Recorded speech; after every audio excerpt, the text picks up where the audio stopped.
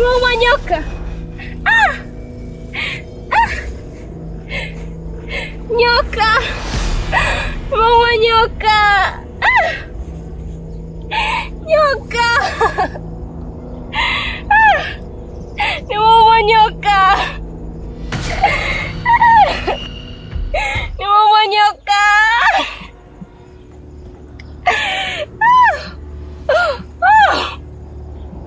Nimeuma nyoka.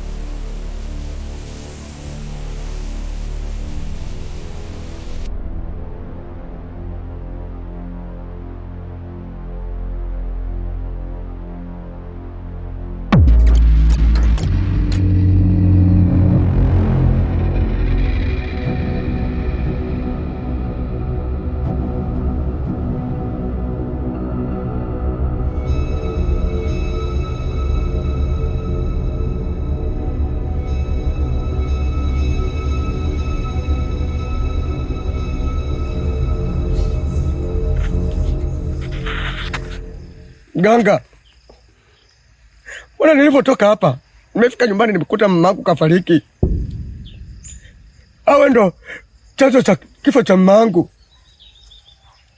Na kwa nini kuniambia kama nikitoka hapa naenda kukuta msiba wa mamangu nyumbani? Mganga, naongea na wewe, mbona ongee chochote?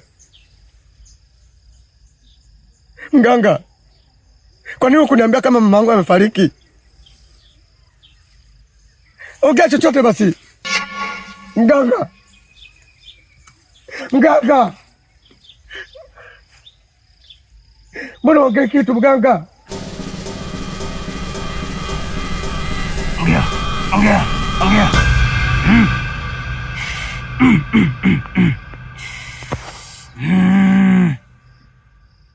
Mtukula. Ulifanikiwa sana Mtukula. Mizimu ilikusikiliza.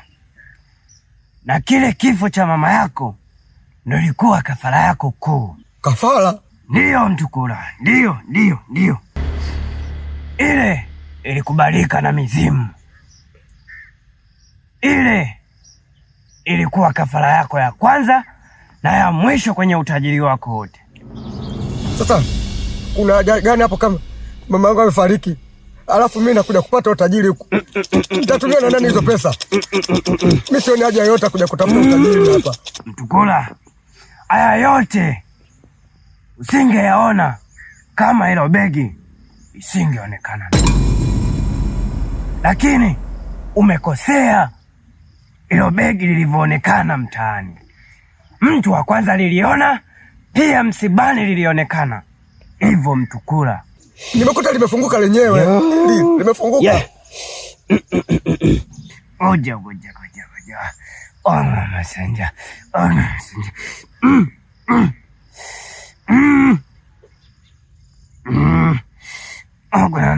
Ogana. Mtukula, ilo begi limeonekana msibani. Na mtaani, njiani, kuna mtu aliliona. Hivyo umesababisha majanga. Na kwa mimi, pasina ruhusa ya mizimu, sina cha kukusaidia. Nzogi. Ngogunana. Hapana. Kwa sasa siwezi kukusaidia. Kuna nyoka mkubwa sana ameingia Kisumu. Hivyo una kazi ya mbadala ya kutafuta njia ya kuondoa hili tatizo Kisumu. Na mimi kwa sasa sina msaada. Yago kaya. Yago mita. Ya migongo. Ya malekera. Nenda, weka begi hapa. Hapana mganga, nisaidie. Weka begi hapa. Nisaidie mganga. Mizimu haina msaada na wewe. Sina msaada na wewe mpaka mizimu itakapoamua. Weka begi hapa. Weka kijana. Nenda. Chaga Jaga. Wagunana. Nenda kijana, nenda. Ai.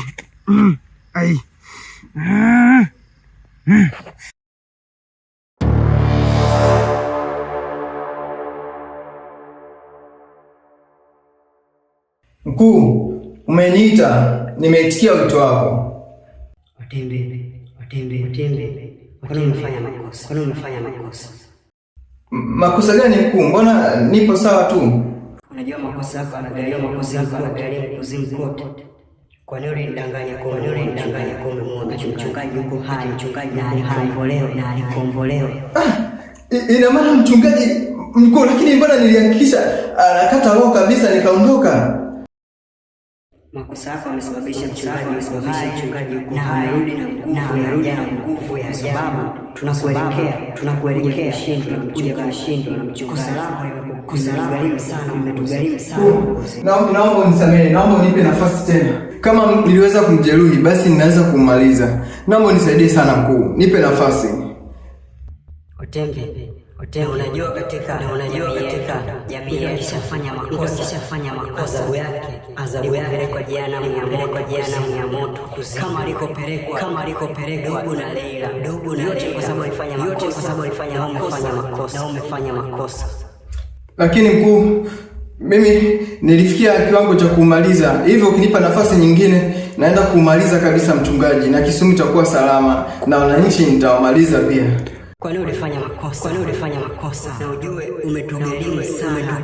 Taa yetu inaonekana imeshindwa. Sasa sikia. Nakwambia kosa si kosa, ila kosa kurudia. Kuna nafasi ya mwisho moja ambayo hiyo nafasi makosa itagharimu ukoo wako wa majini pata adhabu kupitia wewe. Sawa mkuu, mimi nipo tayari. Saizi umuue mchungaji siku 3. Nakupa siku 3. Fanya vyovyote vile, fanya kila mchungaji halafu hapo Kisumu kuna mtu kafanya makosa, anaenda kwa mganga kwa ajili ya kupata utaji. Lakini alivyoenda kule akakosea mashariki, akaingia Kisumu.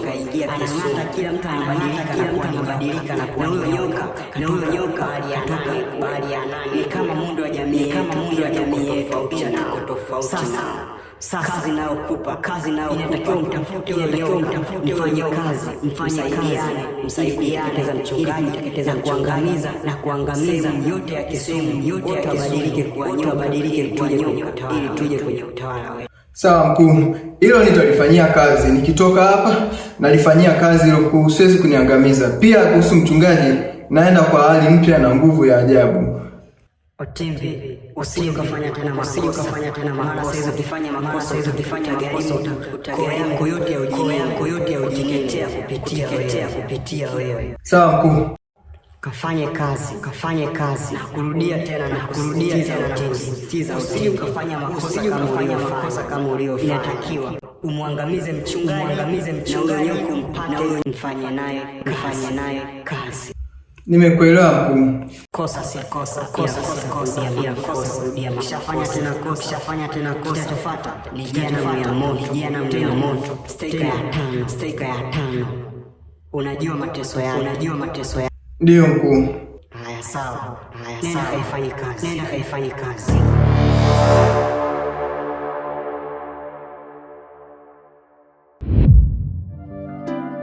Nguvu ya nuru, nguvu ya nuru, nguvu ya nuru, nguvu ya nuru, nguvu ya nuru imetuangaza, nguvu ya nuru. Mtukula.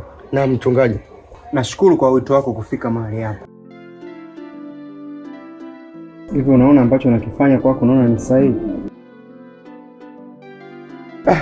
Bwana, mimi mwenyewe sielewi mchungaji. Yaani matatizo yameniandama kiasi kwamba yaani hata mwenyewe sielewi kwamba kwa nini yanatokea hivi. kwa sababu hata kifo cha mama yangu sielewi. Naona kama ni mazonge tu aliyotokea kutokana na njia ambazo niweza kuwa napitia. Hata hivyo naona majanga yanazidi kuniandama mimi yaani yako mengi sana yanazidi kuniandama tu majanga, sielewi mchungaji. Unajua wewe utakuja kuleta maafa makubwa sana hapa Kisumu kwa ajili yako wewe. Kosa lako dogo linakuja kuleta madhara makubwa sana. Hivi ulivyoweza kumwangamiza mamako, kuna kitu ambacho umefaidi? Na cha ajabu zaidi, siku ya mazishi kuna kitu niliona. Kuna sauti ilikuja. Ulikuwa umesema umetoka sijui mjini, ila kuna sauti ya ndani ambayo ilikuwa imekuja kama witu. Kwa kuna kitu ambacho hakipo sawa. Lakini cha ajabu, tumefika kwenye mazishi, hata ukuepo. Wakati tunampumzisha mamako. Watu wanafika kwenye mazishi, tunampumzisha mamako, lakini mtoto wake pekee haupo. Pesa unazo? Hapana, sina mchungaji. Mamako naye? Mamangu nimempoteza mchungaji. Mke wako naye? Mke wangu ametoweka. Kwani umeweza kumwamini binadamu anayeishi na anakufa? Ya kupaswa ungemwamini Mungu ambaye yupo na atakuwepo siku zote za maisha yako, ambaye alikufa na akafufuka. Wewe ukaamua kumwamini binadamu, ukaamua kumwaga damu ambayo haina hatia. Mamako ukaamua mtoe kafara ili mradi ufanikiwe na mambo yako yote yakafeli. Kipi ambacho umeambulia mpaka saizi ambacho unaona umefaidika kupitia mambo uliyofanya? Na haijatosha, bado unakuja kuiachia Kisumu, unakuja kuiletea ghadhabu. Unakuja kuiharibu kabisa Kisumu. Kutokana na uovu wako, unakuja kuleta majanga makubwa, maasi makubwa. Tukura. Mchungaji, mimi nimeamua nikuite hapa ili nikuambie, kwa sababu naona kuna janga ambalo linakuja mbele yako. Mpaka sasa umevunjika amani, umevunjika moyo. Hauna kitu chochote kwenye maisha yako. Naamini bora upoteze kila kitu, kwa sababu kila kitu shapoteza. Lakini mimi nakuhakikishia hujapoteza. Yupo Mungu huyu ambaye yakupaswa umrudie, uungame dhambi zako, umsujudie, uombe msamaha. Tuombe sala ya toba ili akusamea, kusafishe. Ingawa kanisa langu lishafungwa, lakini kuna mlima Yeremia kule juu kule. Nenda kufanya maombi. Ya kupaswa uje kule tufanye sala ya toba ili tumuombee na mamako aliko, ili alale, roho yake ilale mahali pema peponi. Tukiwa umuombe, wenda hata aliko naye abaki salama, ili kama anapumzika, apumzike salama. Kuliko majanga maafa leo yaleta Kisumu. Sasa hizi ni atupasa tuombe, tusali, tufunge kwa ajili ya maombi. Sasa hizi nataka nikafanye kule kambi la maombi. Ni maisha tu mchungaji. Kutokana na kukosa pesa na maisha ambayo nilikuwa naishi hapa katikati. Najua mwanzo nilikuwa naishi maisha ya kifahari sana, ila ikaenda katikati nikawa naishi maisha kimaskini. Wewe mwenyewe ulikuwa unajua kwamba mimi napitia changamoto ngumu sana. Nikaona ni bora niende kule, itakuwa ni njia sahihi. Nimeona ni majanga yananitokea. Maafa na majanga wewe ndio leo yaleta, na sio mganga aliyomua mamako, ila wewe ndio umemua kwa mkono wako mwenyewe. Kutokana na imani zako za kishirikina, kuamini unaweza kunufaika kupitia utajiri wa kishirikina ambao unakuja na unapotea. Lakini hujachelewa. Ninachokuomba uje katika ule mlima wa Yeremia, ili uje tufunge, tuombe, na nikuombee sala ya toba ili Mungu akutakase, na tumuombee sana mama ili alazwe mahali pema peponi, na wenda roho yake ikapata amani na ikapumzika salama. Kwa mimi ninachokuomba, ukipata muda uje tufanye maombi, kwa sababu kitu ambacho kinakuja mbeleni ni maafa zaidi ya maafa. Kisumu itaenda kuteketea, ila ya kutupasa tuisimamishe. Sawa mchungaji, mimi nitaangalia, kama nitakuja utaniona, kama nitakosa muda wa kuja basi hautaniona. Sawa. Basi sawa. Neema Bwana iwe nawe. Haya, asante.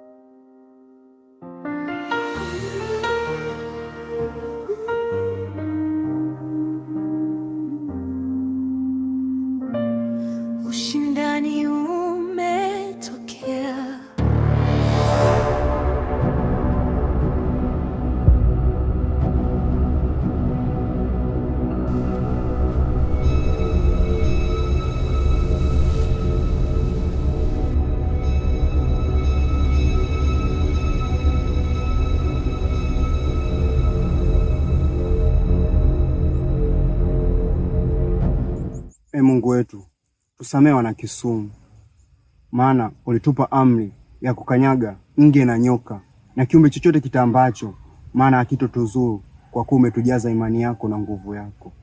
Mungu, naomba tusamehe sana wana Kisumu, naona tumekuasi, maana huyu nyoka sio wa kawaida, naona kama ni binadamu. Naomba tusamehe sana Mungu.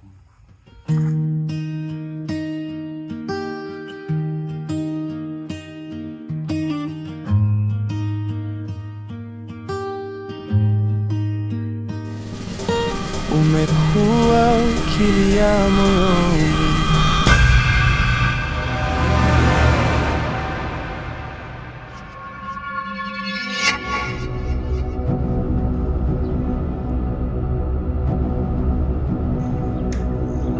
Mchungaji,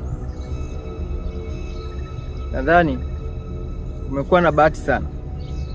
Siku ambayo nilikuacha ilibidi nikumalize. Sasa leo inabidi uende ukaungane na Rehema binti yako, kwa sababu umekuwa kizuizi sana Kisumu.